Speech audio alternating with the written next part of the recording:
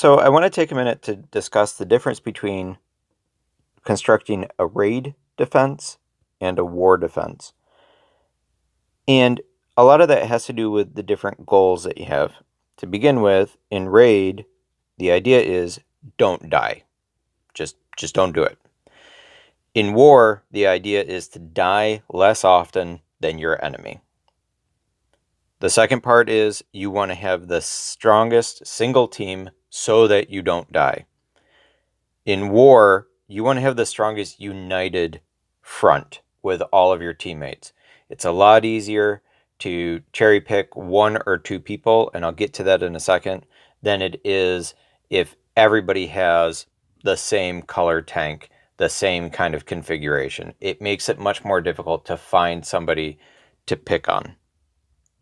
In raids, the idea is that the winner takes all. If you win the raid, then you win the cups and you win the resources. In war, the idea is to have the least points awarded per flag. So you want to know that you're going to get defeated, your team is going to get defeated, but at the same time, have it so that 2, 3, 4 flags get used against your team before they get defeated, and thus make it so that that average points per flag used is less.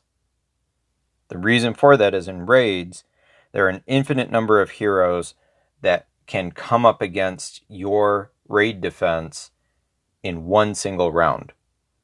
In war, you have limited heroes because you can only use them once, and it's between 4 to 6 rounds that they're going to turn you over for your team as a possibility. But they're going to be using less and less strong of heroes as they do it. So your goal is not only to make it more difficult just for your team, but to make it difficult for all of your alliance as well. The reason for that is your first defeat is probably going to take their strongest team to defeat you. And they'll do that in one flag.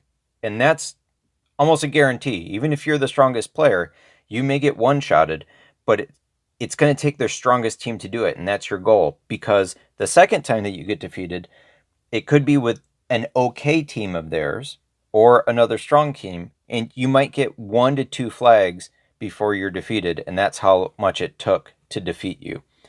By the third defeat, though, they're pretty much on their weaker heroes. And what you're going to have happen with that is that you're going to see that they're going to be using 2, 3, 4, or maybe more flags in order to defeat you.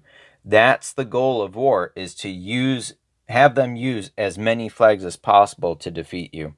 So if you take a look at that and we go to the war, then what you'll find on the battlefield here is just doing a really quick bit on it. What you'll see here is if you go to the battlefield, then here the idea of it is that if we look at Sarah, we look at me, we look at Binky, we all have a red tank. And what happens is that if somebody comes up against that, more than likely they're going to use blue heroes. But there's only so many blue heroes that they've got. So then they're going to have to go to a red, or maybe they're going to have to go to a green or a purple, but they're not going to have any more of their strong heroes. And if they do, they've gone from a 5-star down to a 4-star, maybe down to a 3-star in order to get those blues. So they're getting kind of desperate by the 3rd, 4th time that they're trying to defeat you. And because of that, they're using more and more flags to do it.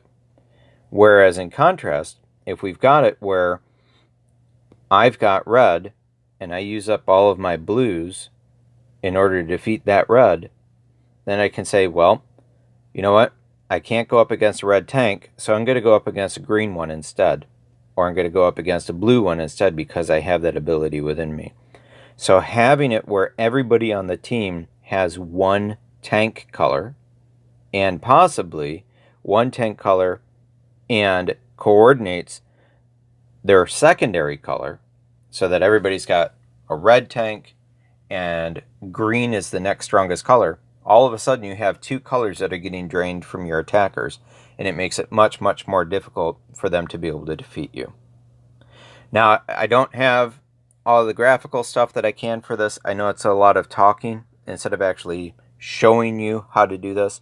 I'll probably have a couple of videos to compile all this together later, but that's the quick and dirty of it, and shows you why the importance of having coordination of your colors that you're using on defense for all of your alliance is important. And I hope it helped you out. Thanks.